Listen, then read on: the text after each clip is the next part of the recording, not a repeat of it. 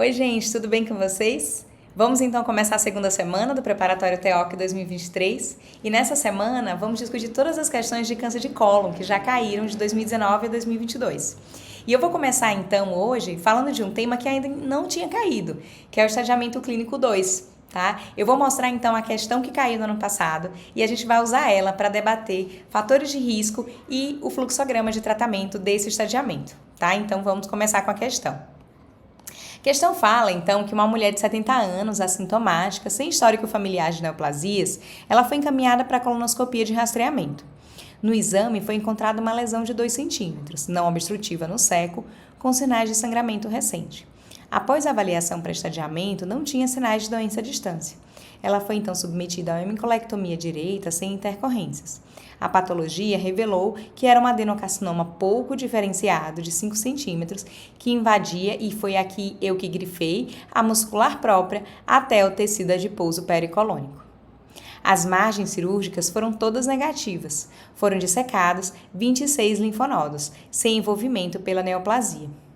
Na imunistoquímica, a expressão das enzimas de reparo ela revela a perda de MLH1, ou seja, tem instabilidade de microsatélites. A paciente, então, foi encaminhada para uma consulta oncológica. Ele pergunta, então, qual recomendação é considerada mais apropriada? Na letra A, fala que o perfil de expressão das enzimas de reparo confere um melhor prognóstico do que a maioria, a média de pacientes com câncer de cólon em estadiamento clínico 2.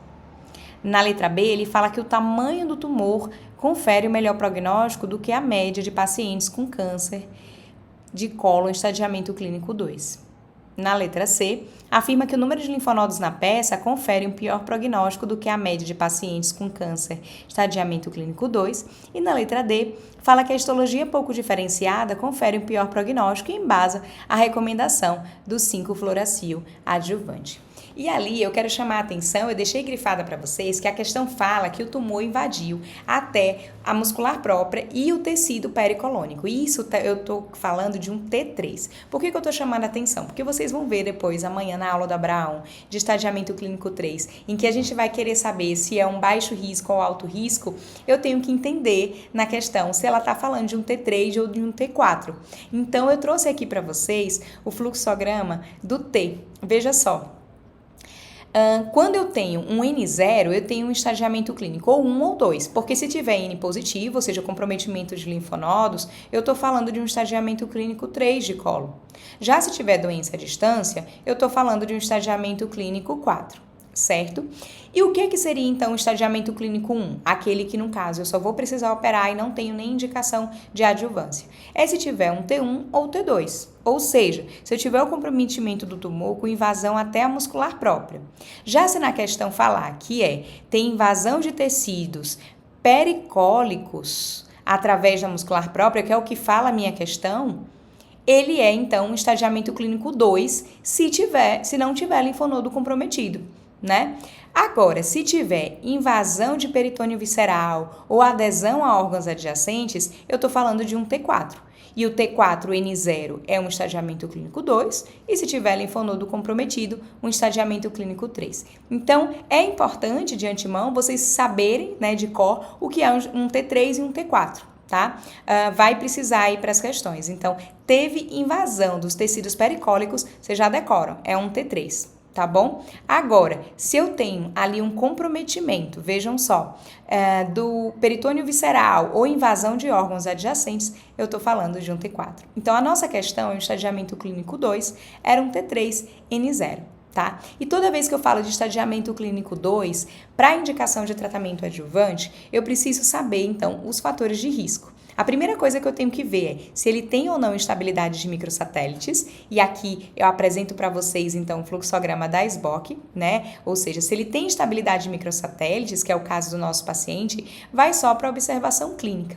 Tá? Lembrando que a SBOC coloca na sua diretriz que aqueles pacientes que são muito alto risco, ou seja, um paciente que é MSI high, ou seja, tem estabilidade de microsatélites, mas é um T4, é um paciente que teve menos de 12 linfonodos avaliados ou tem um ctDNA positivo, pode-se discutir quimioterapia adjuvante. E aí, nesse caso, seria os moldes do estadiamento clínico 3 com adição de oxaliplatina, não só com fluoropirimidina. Porém, seria uma conduta de exceção, né? Vejam que MSI high, risco habitual, na maioria das vezes, né, a indicação, na verdade, nível de recomendação 1 é só observação clínica, tá bom? Que é o caso da questão.